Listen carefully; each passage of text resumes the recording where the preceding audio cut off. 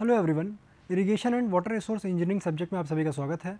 आज हम 5th module के ऊपर बात करेंगे और इसका जो पहला लेक्चर है, जो उसका टॉपिक है, that is the ground water hydrology. मेरा नाम है Shivam Pandey and in the first half of this lecture we will be discussing about the discharge measurement methods of the previous unit and then we will move on to this 5th module. तो हमने last class में slope area method, area velocity method और तमाम अलग अलग methods हमने देखे थे डिस्चार्ज मेजरमेंट के। Now let us see the ultrasonic method.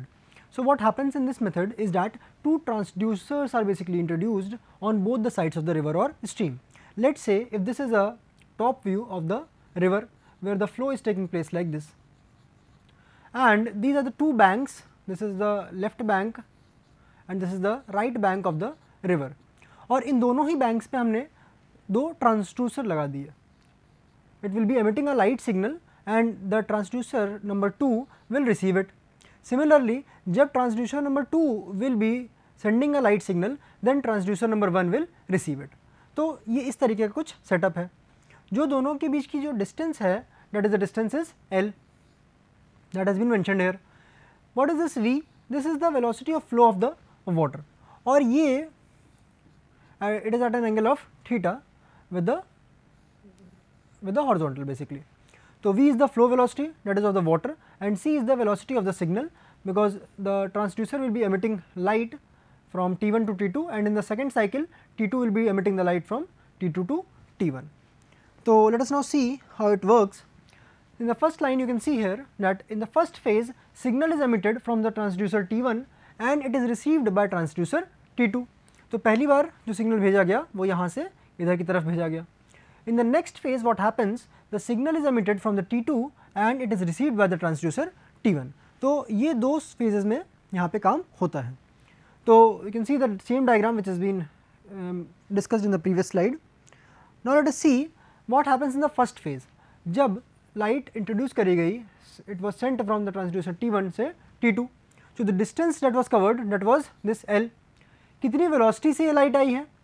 Because it is moving with the velocity of light, so it is what? C. Let us say the velocity of the signal is C. साथ ही में it is the moving water which is also there.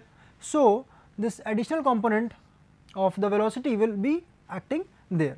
तो जो velocity is, it is C plus V cos theta. So you know that time is given by what? Distance upon velocity, या फिर distance upon speed. So T1 is equal to L upon C plus V cos theta. Similarly, in the next phase what happens? The transducer T2 sends the signal in this direction. So in this case what will happen? It is acting against the flow of water. So velocity of the water is in this direction here and the signal is going in this direction. तो ये इसके opposite component हो गए. So the resultant velocity will be what? Somewhat lesser in amount. तो जो velocity है second phase में, that is C minus V cos theta, and this T2 is equal to what? Distance upon speed. So this comes out to be L upon C minus V cos theta. So this is the two times which will be taken by the light signal to go from one end to the other end. Second is, using the equation number 1 and 2 that we have discussed in the previous slide, this velocity will come out to be L upon 2 cos theta into 1 upon T1 minus 1 upon T2. So T1 and T2 are the observations which you will note down in the experiment there or in the working of this ultrasonic method, and then you will be utilizing it to finding out the velocity. और जैसे ही आपके पास velocity आती है, you can use this continuity equation so as to determine the discharge, because the velocity has been received from here, और किसी भी cross section पे you can determine what is the discharge. So in this way the discharge measurement can be done using the ultrasonic method. अब हम बात करते हैं moving boat method की. मूविंग बोट मेथड में जो यहाँ पे सबसे पहली लाइन दे रखी है बहुत इंपॉर्टेंट है आपके लिए. This is a special type of area velocity method. अब आप यदि एरिया वेलोसिटी मेथड की बात करें तो what was being told to you in this, that segmental discharge was to be considered. तो यहाँ पे भी हम क्या करेंगे, हम यहाँ पे भी सेगमेंट्स को कंसिडर करेंगे. It is suitable for those streams whose width is more. Okay, we will seeing it how it will work. So in this method what happens, a current meter which gives you the velocity of water and the boat, that is the relative velocity here, okay, and an angle indicator is provided in the board itself. So, you can see here in this case that when it moves, okay, the boat is moving. So, this is there, when the boat moves from this end to, let us say, this end, okay, this is covering in the transverse direction, that is there. Water का जो flow है वो किस direction में है, वो इस direction में है, okay. So, that is given by Vf, so that is the direction of water. तो जो relative velocity है that is Vr, और यही relative velocity कौन measure करता है, ये relative velocity will be measured by the current meter which has been set up on the boat itself. अब इसी current meter के साथ एक हम angle indicator भी लगा देते हैं so as to measure the angle. So, this angle theta will also be measured by that setup.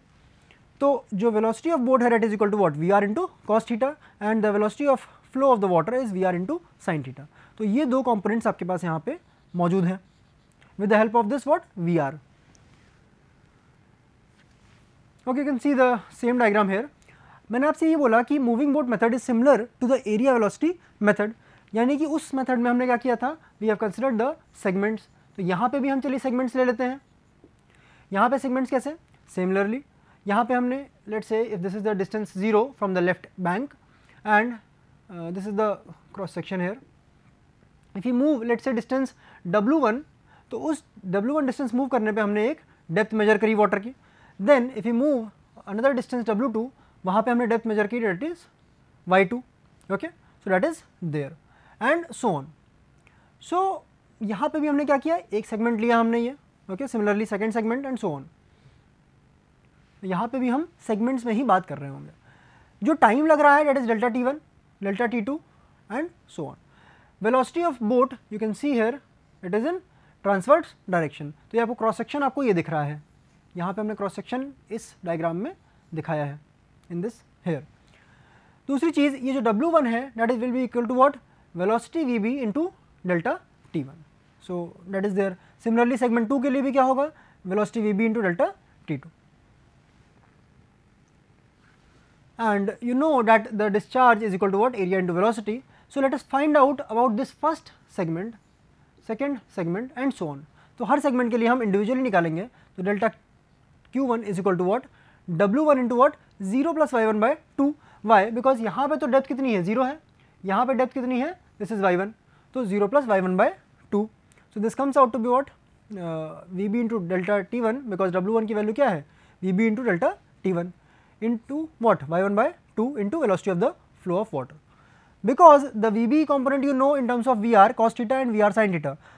अब हम सारी बातें इसमें क्यों कर रहे हैं, क्योंकि जो हमारे पास सेटअप है वो क्या मेजर कर रहा है, वो मेजर कर रहा है रिलेटिव वेलोसिटी. उसको नहीं पता कि VB की वैल्यू कितनी है, VF की वैल्यू कितनी है. It is measuring the relative velocity. So delta Q1 will be equal to VR square sin theta into cos theta into delta T1 into Y1 by 2. So here we can see that this value has been put up in this and this part. VB की जगह पे और VF की जगह हमने रख दिया. So ये एक सेगमेंट का डिस्चार्ज हमें मिला.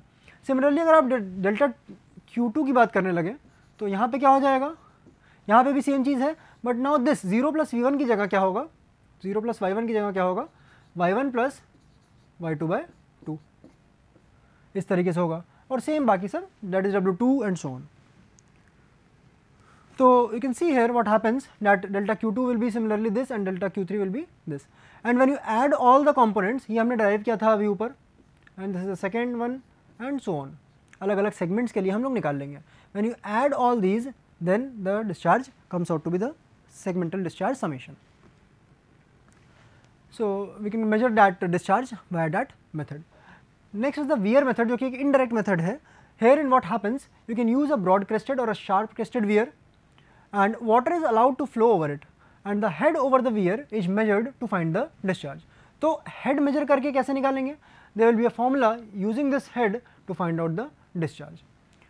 Second is that a rectangular or a triangular notch can also be fitted and the head over the notch can be related to the discharge. तो कहीं पे भी हम यदि हम कोई और component का इस्तेमाल करके निकालें तो that is called as the indirect method of discharge calculation.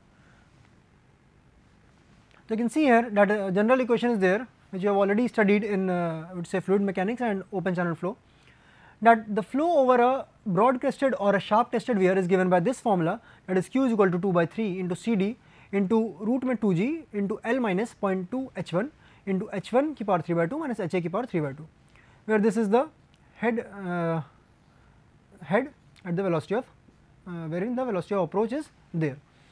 अच्छा, h1 is equal to h plus ha and ha is the what va square by 2g in terms of velocity. तो ये head है in terms of velocity, energy है in terms of velocity.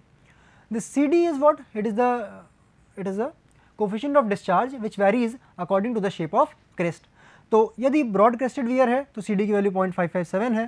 If it is a narrow crested weir, it is coming out to be 0.623, and for clear overfalls the CD is 0.666. So you know, you have already studied this in the topic of open channel flow, so the derivation will be done in that subject. If you talk about a V notch, in that case what you do? In that case it is something like this. So Q is equal to 8 by 15 into CD into root में 2g into h bar 5/2 into tan theta by 2. So this theta is the angle of notch, it is this angle. So you can use this formula also to find out the discharge. These are indirect methods जहाँ पे आप किसका इस्तेमाल कर रहे हैं, इस head का इस्तेमाल कर रहे हैं. Similarly यहाँ पे भी आप देखिए तो this is h1, okay, this h1 is there and this also is the head ha. So this is the ha, that is the head due to velocity of approach. तो इस तरीके से you can easily find out the discharge. Now the last topic of this discharge measurement technique is that the stage discharge curve. तो इसके बारे में हमने discussion किया था सेकेंड एंड फर्स्ट यूनिट के अंदर जहाँ पे हमने हाइड्रोलॉजी में बात करी थी कि किस तरीके से वाटर फ्लो होगा, और वाटर फ्लो जब होता है तो फ्लड से बचाने के लिए we provide for the reading of stage. तो हम stage that is the water level elevation in the river और अ चैनल और a stream that is measured, that is called as a stage. जिस तरीके से मेजर करते हैं उसको हम क्या बोल देते हैं, उस प्रोसेस को क्या बोलते हैं, उसको हम बोलते हैं गेजिंग. तो ये टर्म कुछ है जो हमने सेकेंड यूनिट में पहले ही देख रखा है.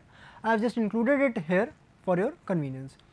इन order to plot this stage discharge curve, जिसको हम रेटिंग कर्व भी बोल देते हैं, statistical data that is data for some amount of time is collected initially for the discharge at various stages of the flow. तो let's say अगर पानी आज की रेट में Q1 की वैल्यू है let's say 5 units, then Q2 is equal to 10 units and so on if it is increasing by 5 and after period of time it has reached a value of 50, और उसके बाद फिर क्या हुआ, discharge कम होना शुरू हुआ. So that data is collected and then it is plotted here like this on the this X axis here. Similarly जो उस समय डिस्चार्ज रहा होगा, डिस्चार्ज के करस्पॉन्डिंग जो वाटर एलिवेशन रहा वो हमने कहाँ मार्क किया, on this Y axis here, that is called as the stage. अब लेट्स से ये 5 यूनिट्स का था, ऐसे ही यहाँ पे लेट्स से 50 पे हम पहुँच गए. 50 पे जो भी वाटर लेवल यहाँ पे था वो हमने यहाँ पे मार्क कर दिया. So that is the plotting of the point. तो आपने अलग अलग पॉइंट्स प्लॉट किए and then you simply joined it to get the rating curve. So see the second point here, this range of discharge data collected should cover the usual range between the minimum and the maximum flow in a river. तो यदि मैंने आपसे कहा कि 5 से लेकर 50 तक जा रहा है तो minimum is this 5 unit and 50 is the maximum unit. इसके बाद क्या होगा, पानी का स्तर जब मैक्सिमम पहुंच जाता है उसके बाद फिर से क्या होगा, नीचे डाउन गिरना शुरू होगा वो. So again the discharge will be falling there. तो उसके करस्पॉन्डिंग फिर क्या होगा, this stage will be reducing. So in the rating curve we only take the minimum to maximum part. अगर हम पूरा प्लॉट करना चाहें तो ये किस तरीके का कर्व आएगा, कुछ इस तरीके का कर्व आपको देखने को मिलेगा. So that is about the rating curve. Measure किस तरीके से करते हैं, एक बार आपने ये कर्व प्लॉट कर लिया, okay, you have this curve via the data that you have collected when the water has increased, when the water level in the river has increased. एक बार आपने कर्व प्लॉट किया, then it can be used to find out the discharge by simply measuring the stage. तो आपने ये चीज़ ज़रूर देखी होगी जब ब्रिजेस जितने भी रहते हैं तो ब्रिजेस के पियर पे what happens there is a mark which is being made to measure the discharge. Okay, something like this. इस तरीके से एक scale has been etched up on the pier itself. अब करते क्या है, इसमें सिर्फ और सिर्फ एक जहाँ तक भी पानी का लेवल है हम सिंपली वो मेजर करते हैं. लेट्स से ये 5 यूनिट्स का है या फिर 15 यूनिट्स का है, तो हमने इस कर्व की मदद ली, जहाँ पे 15 यूनिट हमें मिला हम उसके करस्पॉन्डिंग रेटिंग कर्व पे गए and then we go on for the discharge. तो हमें पता चल जाएगा कितना डिस्चार्ज यहाँ पे इस 15 के करस्पॉन्डिंग मौजूद है। तो हमने एक बार प्लॉट कर लिया, then we simply measure the stage and then by using this rating curve we can easily find out the discharge. So that is one point. Also what happens that this curve should be checked periodically as the regime conditions, that is the flow conditions in the stream, they will be changing, and so you have to replot the curve from time to time. So that ends up the fourth module, and now we will be moving on to the groundwater hydrology. तो ground water hydrology में हम लोग Wales के बारे में discussion करेंगे, एक्यूफर्स के बारे में बातें करेंगे, and also one last topic that will be cover in this module will be the infiltration gallery. तो यदि हम इसके टॉपिक्स की बात करें तो इसमें जो टॉपिक्स कवर किए जाएंगे that is the zones of the underground water. Aquifers के बारे में हम बात करेंगे. Then also we will be talking about the determination of discharge through the unconfined and also the confined aquifer with steady flow condition. Also we will talk about the interference among the well. If the two wells are nearby or three wells are nearby, then what will happen to the discharge of the well there. Also we will talk about the aquifer constants, the transmissibility कितनी है, storage coefficient कितना है वहाँ पे well में, and so on for the aquifers. Also we will talk about the well loss and the specific capacity, and regarding the well loss we will be linking it with the efficiency of the well, and then we will talk about the types of the water wells. Board well और open well में क्या difference है और ये इसी का एक component रहेगा. We will also discuss the specific yield of a well जो हम रिक्यूपरेशन टेस्ट से मेजर कर सकते हैं, and then we will talk about the relative merits of well and canal irrigation. क्योंकि अभी तक जो हमने थर्ड और फोर्थ यूनिट्स कवर की उसमें हमने कैनाल इरिगेशन बहुत डीपली डिस्कस किया है, and in this class we will discuss about the well irrigation in this module entire. So we will be comparing both the irrigation parts. Then is the type of tube wells which are the which you can see in every place now and then. Well shrouding and well development, किस तरीके से well की digging की जाती है and how it is protected. Suitable site selection for the tube well, types of open well, methods of the lifting of water, जो traditional methods हुआ करते थे वो, and also the modern methods which are in use now, जो कि आप pump के द्वारा करते हैं. Then we will talk about the infiltration galleries. तो यहाँ तक हमें discussion करना है, और जो पहला टॉपिक है वो है व्हाट इज़ ग्राउंड वाटर. यहाँ से हम स्टार्ट करते हैं so that you can understand the details of this basic concept. So ground water is nothing but underground water. Okay, some part is what surface water. जो surface water है उसको तो आपने इजीली एक्सट्रैक्ट कर लिया और वो ज़्यादा मात्रा में भी होता है, जैसा कि आप जानते हैं रिवर हो गया, लेक हो गया, it is in very much high quality, okay, high quantity basically. अच्छा, उसका एक्सट्रैक्शन भी बहुत आसान रहता है, बट इस अंडरग्राउंड वाटर का या फिर मैं कहूँ ग्राउंड वाटर का इसका एक्सट्रैक्शन भी मुश्किल है. पानी कम मात्रा में है और ये इसका एक्सट्रैक्शन भी मुश्किल है. Second thing, now let us talk about this definition here, that is it is underground water that occurs in the saturated zone of variable thickness and depth of the earth's surface. तो जहाँ जहाँ पे ये saturated zone क्या होता है उसके बारे में अभी हम डिस्कस करेंगे when we will discuss that zone of aeration exists. और फिर जब वाटर टेबल यहाँ पे मिलता है and there is an impermeable surface down there, तो यहाँ पे जोन ऑफ सैचुरेशन होता है. So this is the water table and it occurs in the saturated zone of the variable thickness. Because इस सेक्शन पे लेट से अगर इसकी thickness is let say T, okay, and in case we move on this portion, यहाँ पे इनकी thickness क्या हो सकती है, लेट से T2 हो सकती है. So it will be varying. Around 30% of fresh water of the world's resources exist in the form of ground water, but इनका एक्सट्रैक्शन डिफिकल्ट होने की वजह से we can not rely on these supplies. अब हम बात करते हैं कि ग्राउंड वाटर कैसे कैसे हमें मिलता है. Its main source is precipitation, basically a portion of the rain infiltration to the ground. तो है तो ये बाहर से आया हुआ है पानी, बट ये इन्फिल्ट्रेट होके तब वहाँ पे जाता है. It travels down and when an impervious layer, this is the ground level, so if the rain is falling here, so what will happen, it first infiltrates into the ground, it is infiltrating into the ground, it is traveling down, and when an impervious layer, okay, when an impervious layer arises, if I say that is the impervious bed or layer or strata is there, तब यहाँ पे आके पानी रुकेगा और पानी यहाँ पे रुकने के बाद क्या करेगा, कलेक्ट होना शुरू करेगा. If you are not pumping out any water, तो ये क्या करेगा यहाँ पे एक तरीके से रिजर्वायर की तरह काम करेगा and this portion will be the water. और जहाँ तक भी ये राइज कर जाता है पानी that is called as the water table. So a portion of the rain infiltrates into the ground, it travels down and when an impervious layer is encountered, movement is stopped and वही क्या होता है, वही ground water होता है। Next point is that groundwater reservoir consists of water which is held in voids within a geologic stratum। अच्छा, अब आप ये समझिएगा कि if this is the let's say soil portion, okay, so what will happen? It is consisting of what? Soil solids, water and air. अगर मैं बात करूं तो मैं ये कह सकता हूं कि वाटर और एयर क्या है, ये कहाँ पे एंट्रैप्ड होंगे, ये सॉइल के वॉइड्स में एंट्रैप्ड होंगे and the second part will be this solids air. तो किसी भी सॉइल में अगर हम वॉल्यूम की बात करें that will be volume of solid plus volume of voids, और वॉल्यूम ऑफ वॉइड्स मतलब क्या हुआ, volume of water and volume of air. So that is the basic concept here.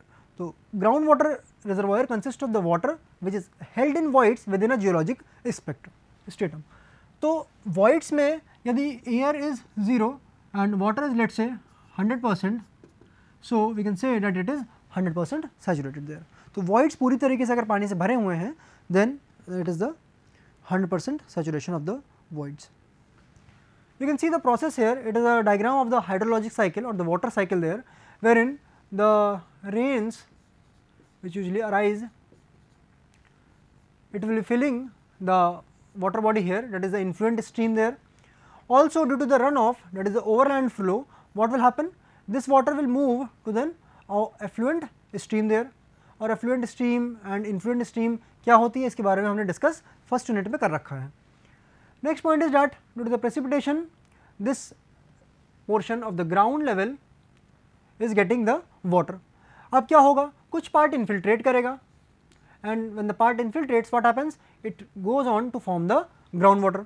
और कहाँ पे जाएगा, तब तक ये पेनिट्रेट करेगा जब तक इसको एक इम्परमिएबल लेयर नहीं मिल जाती, एंड दिस इम्परमिएबल लेयर और द कन्फाइनिंग लेयर और impervious stratum is down hair.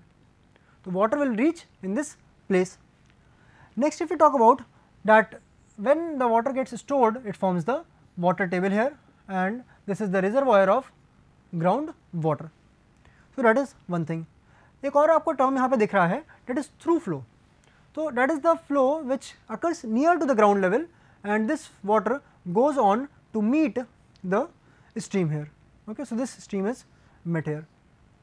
And also there is some kind of flow, that is the base flow, that is from the groundwater, it reaches into the stream here. तो ये यहाँ पे हो गया hydrologic cycle एक तरीके से, और हमने ये डिस्कस किया कि ग्राउंड वाटर कैसे कैसे कहाँ पे मौजूद रहता है किसी भी एक सेटअप में, किसी भी एक जगह पे। Now let us talk about the discharge from the groundwater. Discharge from the groundwater, it occurs in the two ways. कैसे हम ग्राउंड वाटर को एक्सट्रैक्ट कर सकते हैं basically, it can be extracted in natural way from the lakes, reservoirs and springs. Springs का concept usually USA में आप देखने को आपको मिलता है, अगर यहाँ पे हम बात करें तो हिमाचल में भी आपको ये चीज़ देखने को मिलेगी। Second is the artificial way, that is by pumping from the Wales.